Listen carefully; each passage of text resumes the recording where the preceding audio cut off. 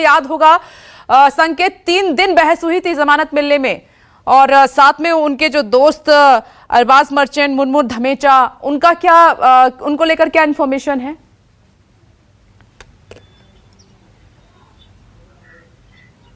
देखिए, एनसीबी ने आज जो चार्जशीट दाखिल की है उसमें कुल 14 लोगों के नाम हैं। इसमें कुछ आर्यन खान के दोस्त भी शामिल हैं जिनका नाम चार्जशीट में शामिल किया गया है और उन्हें दोषी बताने की कोशिश की गई है। लेकिन इसके अलावा 6 अन्य लोग हैं जिनकी गिरफ्तारी बाद में की गई थी, उन सभी का नाम इस चार्जशीट में शामिल नहीं है, क्योंकि हमने देखा था कि उस वक्त जब एनसीबी ने ये गिरफ्तारियां की थी तब ये कहा गया था कि एक बड़ा गिरोह है, ये लगातार खरीद फरोख्त करते हैं ड्रग्स की, और ये सिर्फ देश में ही नहीं बल्कि इंटरनेशनल मुद्दा ये बना था कि एक इतने बड़े सुपरस्टार का बेटा किस तरीके से ड्रग्स के मामले में संलिप्त पाया गया है। ये तमाम दावे एनसीबी की तरफ से किए गए थे। लेकिन अब चार्जशीट में आर्यन खान का नाम शामिल नहीं है, कुछ और लोग जिनकी बाद में गिरफ्तारी हुई थी उनका भी नाम शामिल नहीं है। तो कहीं ना कहीं ये एक बड़ा सेटबैक एनसीबी के लिए है, और खासतौर से जो उस वक्त के जोनल डायरेक्टर थे समीर वानखेड़े, हमने देखा था कि समीर वानखेड़े के ऊपर महाराष्ट्र के जो मंत्री हैं नवाब मलिक, उन्होंने भी कई सवाल उठाए थे। ये कहा गया था, कई गवाह भी मुकरे थे और ये बातें कही गई थी कि कहीं ना कहीं फर्जी ये केस बनाया गया है और पैसों की उगाही के लिए पूरा मामला एनसीबी की तरफ से बनाया गया है। जिसके बाद एनसीबी की एसआईटी ने जांच की थी और जांच में अब जाकर ये सामने आया है कि कोई पुख्ता सबूत आर्यन खान के खिलाफ एनसीबी को नहीं मिला, और ये केस कहीं ना कहीं एक बड़ा सेटबैक एनसीबी के लिए और समीर वानखेड़े के लिए भी है। और अब इन सारे सवाल जो खड़े हो रहे हैं उसका जवाब एनसीबी को देना होगा। वो अपनी प्रेस कॉन्फ्रेंस में सिलसिलेवार तरीके से इन सवालों का जवाब देंगे।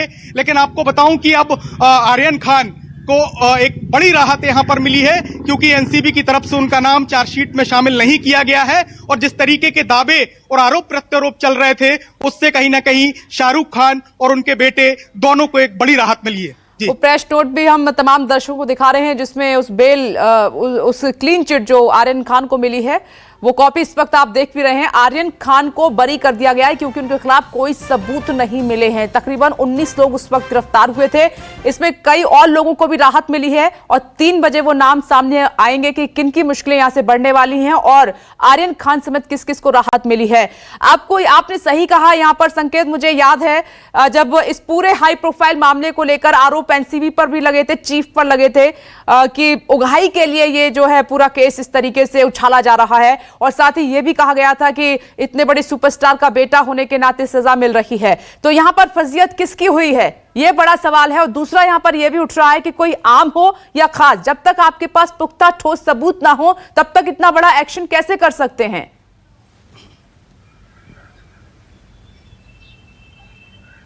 बिल्कुल, हमने देखा था विपनेश की पिछले साल एनसीबी लगातार एक के बाद एक ड्रग्स को लेकर कार्रवाई कर रही थी। कई बॉलीवुड के ऐसे सेलिब्रिटी थे जिनके घर भी छापेमारी एनसीबी की तरफ से की गई थी, और उसके बाद अक्टूबर महीने में पिछले साल ये मामला सामने आया था जब एनसीबी की तरफ से कहा गया था कि एक टिप ऑफ के जरिए जो क्रूज के अंदर ड्रग्स का सेवन चल रहा है, ड्रग्स की पार्टी चल रही है, उस पे रेड मारी गई थी और उसमें एक चौंकाने वाला नाम सामने आया था आर्यन खान का। इसके अलावा बाद में कई ड्रग पेडलर्स की भी गिरफ्तारी की गई थी, कई और अन्य लोगों की गिरफ्तारी की गई थी। आर्यन खान के कुछ दोस्त भी मौजूद थे, उनको भी एनसीबी ने गिरफ्तार किया था।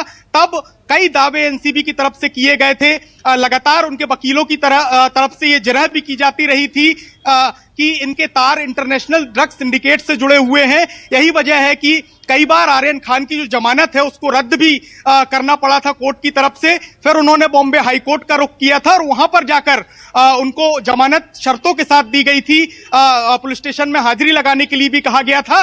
तो ये पूरा मामला कहीं ना कहीं जो नैरेटिव एनसीबी की तरफ से बनाया गया था उसको लेकर यहां पर एनसीबी को एक बड़ा सेटबैक हुआ है, क्योंकि जिस तरीके के दावे किए गए थे वो कहीं ना कहीं अब यहां पर दिखाई नहीं दे रहे हैं, क्योंकि एनसीबी ने खुद अपनी चार्जशीट में ये कबूला है कि आर्यन खान के पास कोई ड्रग्स नहीं मिला। जितने दिनों की इन्वेस्टिगेशन की गई, आपको बताऊं कि चार्जशीट दाखिल करने के लिए जो एनसीबी की एसआईटी थी उसने कोर्ट से करीब 2 महीनों का अतिरिक्त समय भी मांगा था कि अन्य जांच भी करना है, और उस जांच में कहीं भी आर्यन खान का नाम सामने नहीं आया, ना ही उनके पास से ड्रग्स बरामद हुआ था, ना ही उनके खिलाफ कोई पुख्ता सबूत मिले थे कि वो किसी सिंडिकेट से जुड़े हुए हैं। तो ये पूरा मामला जो नैरेटिव एनसीबी की तरफ से सेट किया गया था वो यहाँ पर कहीं ना कहीं अब दिखाई नहीं दे रहा है और एनसीबी इन सारे सवालों का जवाब देगी। लेकिन जिस तरीके से आर्यन खान की गिरफ्तारी हुई उस वक्त कई सवाल खड़े हुए, आज भी ये सवाल खड़े हो रहे हैं कि क्या सिर्फ उन्हें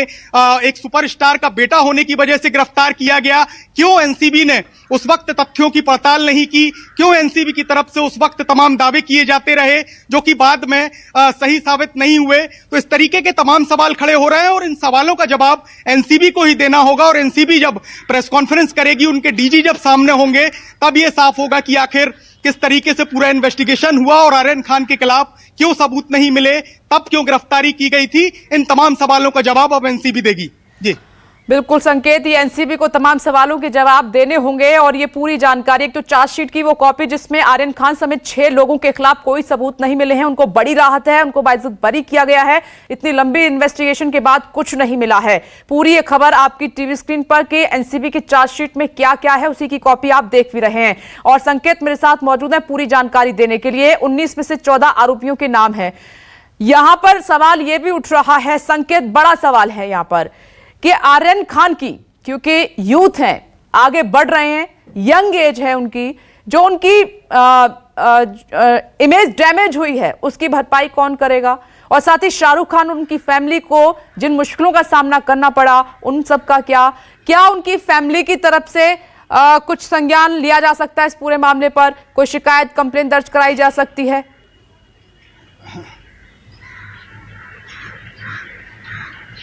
देखिए, अगर शाहरुख खान और उनके परिवार की बात करें तो अभी तक कोई भी बयान उनके परिवार की तरफ से नहीं आया है इस पूरे मामले पर। लेकिन हो सकता है कि आने वाले कुछ समय में उनकी तरफ से भी कुछ बयान आए। लेकिन हमने देखा है कि करीब 1 महीने तक आर्यन खान को इस पूरे मामले में जेल में रहना पड़ा, तमाम तकलीफें उन्हें सहनी पड़ी होंगी। इसके अलावा उनके परिवार पर भी क्या गुजरी होगी ये हम सब जानते हैं, क्योंकि जब आर्यन खान छूट कर आए थे उस वक्त खुद शाहरुख खान उनको लेने के लिए गए थे, उन्हें लेकर घर आए थे। क्योंकि शाहरुख खान के जो बेटे हैं आर्यन खान, वो लगभग 1 महीने तक जेल के अंदर रहे थे, तो उनके परिवार पर एक तरह से तकलीफें जरूर गुजरी होंगी। इस सवालों का जवाब एनसीबी को जरूर देना होगा। लेकिन अभी तक परिवार की तरफ से कोई प्रतिक्रिया सामने नहीं आई है, ना ही अभी तक ये कहा गया है कि इस पूरे मामले पर वो कोई संज्ञान लेंगे या नहीं लेंगे। लेकिन एक तरह से अब जाकर जो उनकी इमेज खराब हुई थी, जो उन्हें डैमेज हुआ था, वो कहीं ना कहीं अब यहां पर ठीक होते हुए दिखाई दे रहा है। उन्हें एक बड़ी राहत अब यहां पर एनसीबी की तरफ से मिल गई है, क्योंकि जिस एनसीबी ने पहले उन्हें आरोपी बनाया था, गिरफ्तारी की थी, कई बड़े बड़े दावे किए थे, उनके ऊपर गंभीर आरोप लगाए गए थे ड्रग्स सिंडिकेट से जुड़े होने के, वो अब यहां पर साफ होते हुए दिखाई दे रहे हैं। क्योंकि चार्जशीट में उनका नाम शामिल नहीं है, कोई सबूत उनके खिलाफ नहीं मिले हैं। लेकिन जो इमेज खराब हुई है उसकी भरपाई कोई नहीं कर सकता। उसका जवाब सिर्फ एनसीबी ही दे सकती है कि उनके परिवार पर क्या गुजरा होगा। और देखना यह होगा कि अब शाहरुख खान या उनके परिवार की तरफ से कोई बयान आता है या नहीं। जी, इस तरीके से जांच एजेंसियों को सबक लेना चाहिए। संकेत यही सामने आ रहा है कि आनन फानन में कोई एक्शन आप ना लें। किसी की जिंदगी का सवाल है, किसी की इमेज का सवाल है। हम यहां किसी को कैटेगराइज नहीं कर रहे हैं। सभी जांच एजेंसियों के लिए, पुलिस के लिए या और भी जितनी भी एजेंसी हैं उनके लिए सभी समान होने चाहिए।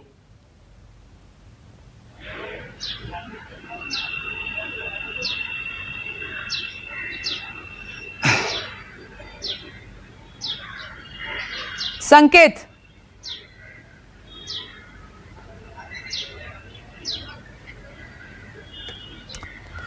संकेत से भी संपर्क मेरा नहीं हो पा रहा है। लेकिन एनसीबी की चार्जशीट में क्या है वो पूरी जानकारी इस वक्त आपके सामने। आर्यन खान समेत 6 लोग बताए जा रहे हैं जो आरोपी थे, उनके खिलाफ कोई सबूत एनसीबी की टीम को नहीं मिला है। और आर्यन खान के परिवार को यह बड़ी राहत है। इस पूरे मामले में ड्रग्स केस में क्रूज से उनकी गिरफ्तारी हुई थी, इस पूरे मामले में उनको राहत मिली है। 19 में से 14 आरोपियों के नाम इसमें मेंशन किए गए हैं। बाकियों का क्या हुआ है ये पूरी जानकारी 3 बजे हमें मिलेगी जब प्रेस कॉन्फ्रेंस होगी। और स्पीच आगे हमें बढ़ रहा। नमस्कार, मैं हूं मानक गुप्ता। अगर आपको हमारा ये वीडियो पसंद आया हो तो इसे लाइक और शेयर जरूर करें। और हां, हमें सब्सक्राइब और फॉलो करना ना भूलें ताकि आप देश और दुनिया की कोई खबर मिस ना करें। तो जुड़े रहिए हमारे साथ और देखते रहिए न्यूज़ 24।